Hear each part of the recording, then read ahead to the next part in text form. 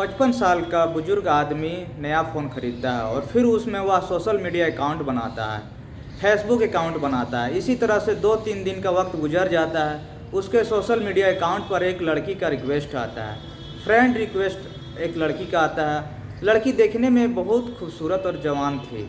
उसकी उम्र लगभग 23 साल की थी। यह फ़ोटो देखने से ही पता चल रहा था। अब धीरे धीरे उन दोनों में बातचीत शुरू हो जाती है। वो बूढ़े ने भी रिक्वेस्ट फ्रेंड को और एक्सेप्ट कर लेता है और दोनों में अच्छी खासी दोस्ती हो जाती है। और धीरे धीरे उनकी दोस्ती बहुत बातें करने लगती है और वह दोस्ती प्यार में बदल जाती है। अब दोस्तों वह कहानी दूसरे बेहद प्यार करने लगते हैं। एक दिन वह लड़की उस बुजुर्ग आदमी के घर में आती है। उसके घर में आने के बाद एक हफ्ते तक उसी के घर में रहती है। अब उस बूढ़े आदमी के साथ वह रातें रंगीन करने लगती है, खूब मौज मस्ती करने लगती है। एक दूसरे के साथ दोनों संबंध भी बना लेते हैं। आइए जानते हैं आखिर उन दोनों के साथ क्या होता है। आज की कहानी बहुत ही रोमांचक और रोचक भरी कहानी है। पर वीडियो में आगे बढ़ने से पहले आप सभी से एक ही रिक्वेस्ट है, वीडियो को लाइक कर दीजिए। अगर आप इस चैनल पर नए हैं तो चैनल को सब्सक्राइब कर दीजिए ताकि मैं इस तरह वीडियो लाता रहूँगा। दोस्तों इस चैनल पर स्वागत है। आज की कहानी मोहाली की है। दरअसल मोहाली में एक 55 साल का बुजुर्ग व्यक्ति रहा करते थे। वह 1 क्लास ऑफिसर थे। उनके परिवार अलावा उनका इकलौता बेटा और उनकी बहू थी और उनकी एक बेटी थी जो कई साल पहले शादी हो चुकी थी। लगभग 4 लोगों का परिवार था। उनकी बीवी का मौत लगभग 8 साल पहले ही हो चुका था।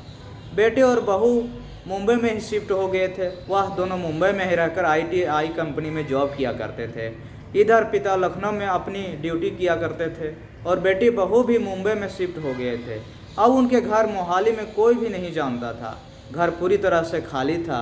घर की देखभाल के लिए 2 नौकर और एक नौकरानी छोड़ गए थे ताकि घर को अच्छे तरह से देखभाल कर सके, साफ सफाई हो सके। और घर के अगल बगल बगीचा भी लगाए हुए थे, फूल पौधे भी लगाए थे। अब इसी तरह से धीरे धीरे वक्त गुजरता है और 4-5 महीने गुजरने के बाद प्रताप सिंह की रिटायरमेंट हो जाती है।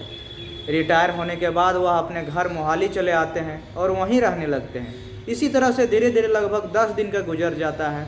10 से 15 दिन गुजर जाता है। जब प्रताप सिंह के बेटे को पता चलता है कि उनके पापा की रिटायरमेंट हो गई है तो वह अपने पापा को मिलने के लिए जाते हैं, जहां उनका घर मोहाली होता है। अपनी बीवी को भी साथ लेकर जाते हैं। अब वह वहां पहुंचते हैं तो अपने पापा से मिलते हैं और अपने पापा से कहते हैं कि पापा आपकी रिटायरमेंट हो गई है, आप चलिए हमारे साथ। हम लोग जहाँ रह रहे हैं वहीं मुंबई में रहेंगे, साथ में रहेंगे, साथ में आपका मन भी लगेगा और हम लोग को भी अकेलापन महसूस नहीं होगा। यहाँ आपको अकेला रह कर क्या करोगे? हम दोनों तो यहाँ नहीं रह सकते हैं क्योंकि हमारा जॉब वहीं पर है, तो हम दोनों को तो वहीं पर रहना होगा। आप भी हमारे साथ चलिए और वहीं पर रहेंगे। उसके बाद प्रताप सिंह अपने बेटे से कहता है कि नहीं बेटा, अब मैं कहीं नहीं जाऊंगा, अब मैं इसी घर ग्राउंड में रहूंगा। इस घर को मैंने बड़े ही शौक़ से बनवाया था ताकि मैं इस घर में चैन की नींद सो सकूं, लेकिन ड्यूटी के चलते कभी अपने घर में अच्छे से नहीं रह पाया। अब रिटायरमेंट हो गई है तो अब मैं अपने घर में ही रहूंगा और तुम फिक्र मत करो, मैं अपनी देखभाल खुद कर सकता हूँ। अगर नहीं तो हो पाई तो मैं नौकर रख लूँगा, लेकिन मैं अब यहीं रहूँगा। यहाँ मेरे बहुत सारे रिश्तेदार हैं, बहुत पुराने दोस्त हैं। अब मैं यहाँ छोड़कर कहाँ जाऊँ? तुम दोनों चले जाओ और तुम दोनों से कोई भी मुझे एतराज़ नहीं है, कोई भी शिकायत नहीं है, मैं नहीं नाराज़ रहूँगा। तुम दोनों अपना अच्छा से वहाँ पर रहो, अच्छे से ज़िंदगी गुजारो और अपनी ड्यूटी करो, मेरा फिक्र मत करो, मैं यहाँ अपनी ज़िंदगी अच्छे से गुजार लूँगा। दोस्तों जब इस तरह से बात प्रताप सिंह अपने बेटे से करता है तो उसका बेटा और बहू बहुत जिद्दी करता है और कहता है कि नहीं पापा, आप मेरे साथ चलिए। लेकिन प्रताप सिंह जाने को तैयार नहीं होता है। अब प्रताप सिंह का बेटा 2-3 दिन अपने घर में रहता है और अपने पिता के साथ फिर अपनी बीवी को लेकर वहाँ चला जाता है और अपने काम में वह बिजी हो जाता है। अब इसी तरह से धीरे धीरे वक्त गुजरने लगता है। अब प्रताप सिंह थे, वह अपने एक रूटीन बना लिए थे। वह सुबह सुबह निकल जाते थे गार्डन में घूमने के लिए। वहाँ उनकी मुलाकात बहुत सारे पुराने दोस्त से होती थी।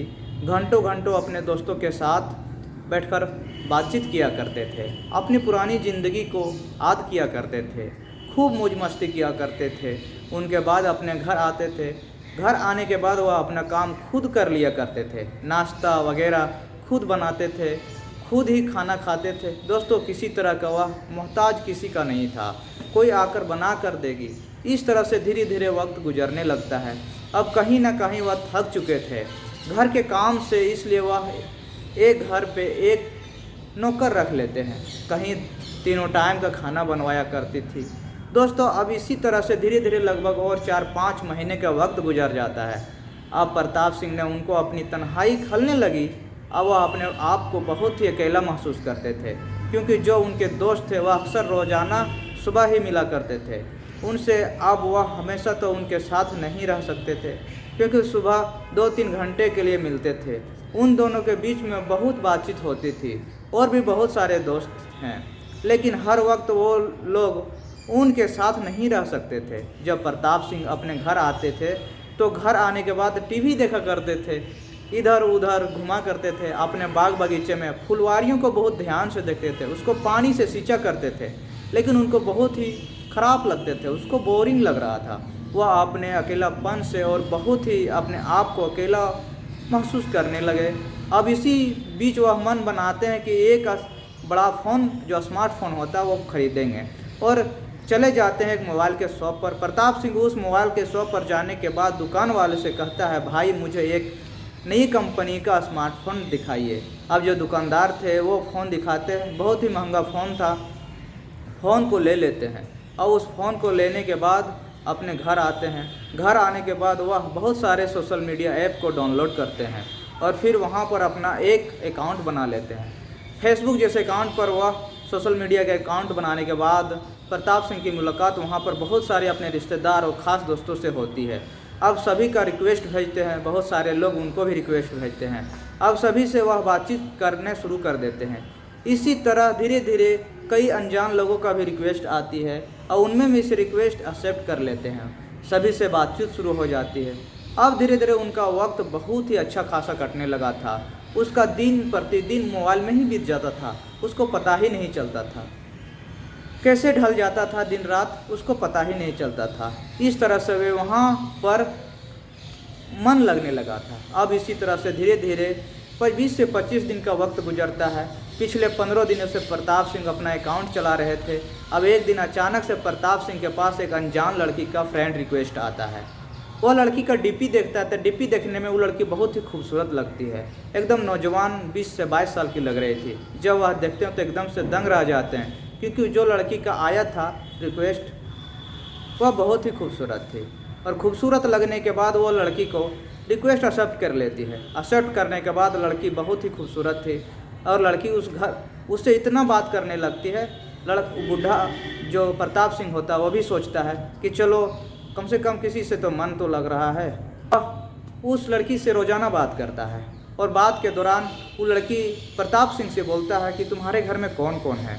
तो बोलता है कि हमारे एक बहू बेटी है जो मुंबई में जॉब करते हैं हमारे, वहीं उन लोग चले गए हैं। तो लड़की उससे जिद करती है कि मैं आपको देखना चाहता हूँ। वो अपनी बातों में उसको रिझा देता है कि मैं आपको देखना चाहता हूँ, आपको मिलना चाहता हूँ। तो बोलता है ठीक है तुम चले आओ। प्रताप सिंह उनके बातों में आ जाता है और वो घर पर आ जाती है। घर पर आने के बाद वो उसको देखता है कि उसके घर बहुत अच्छे हैं और वो बूढ़े के अलावा उस घर में कोई नहीं है।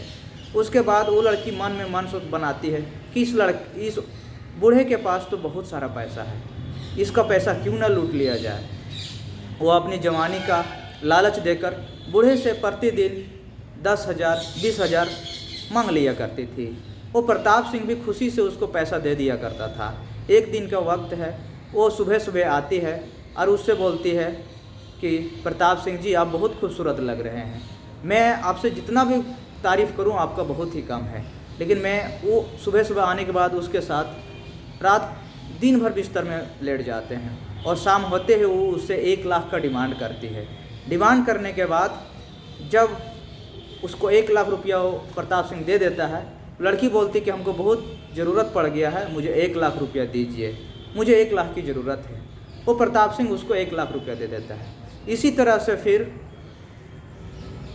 कुछ दिनों के बाद फिर लड़की आती है, फिर इस 2 लाख का डिमांड करता है, फिर 2 लाख वो दे देता है और रात में भी आने लगती है, रात को भी पैसे लेकर चले जाती है।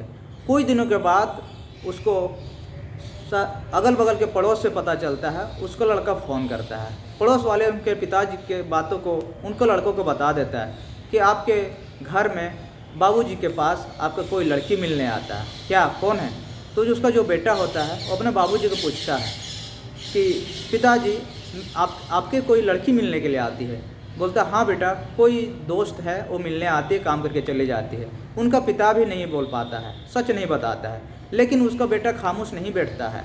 वो बहुत बारीकी से जानकारी लेता है और पता करता है कि आखिर में क्या मसला चल रहा है। तो पता करने के बाद पता चलता है कि मेरे पिताजी को उस लड़की ने फंसा लिया है, और फंसाने के बाद मेरे पिताजी के जो नौकरी से बैठे हुए हैं, रिटायरमेंट के पैसे वो बहुत लूट रही है।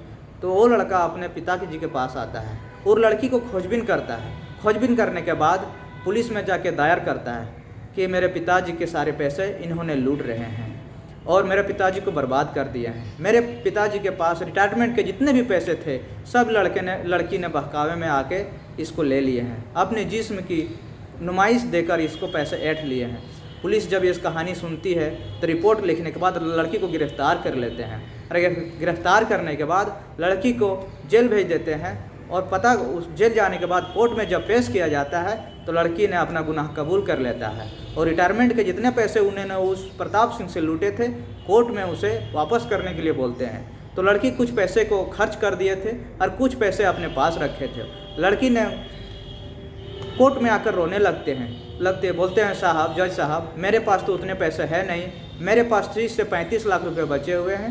तो वो पैसे वो प्रताप सिंह को लौटा देते हैं। उसके बाद वो लड़की को फिर से उसको सज़ा दे दी जाती है और उसे 50,000 का जुर्माना लगा दिया जाता है कि इस तरह से कोई बूढ़े को आकर तुम अपनी जवानी को लालच देकर इस तरह से बर्बाद किया, इसके लिए तुम्हें 50,000 और 2 साल की सज़ा मिल जाती है। तो दोस्तों, इस तरह से वो प्रताप सिंह के बेटे ने अपने पिताजी को बर्बाद होने से बचा लिया। तो कैसी लगी ये कहानी आप लोग को सुनकर?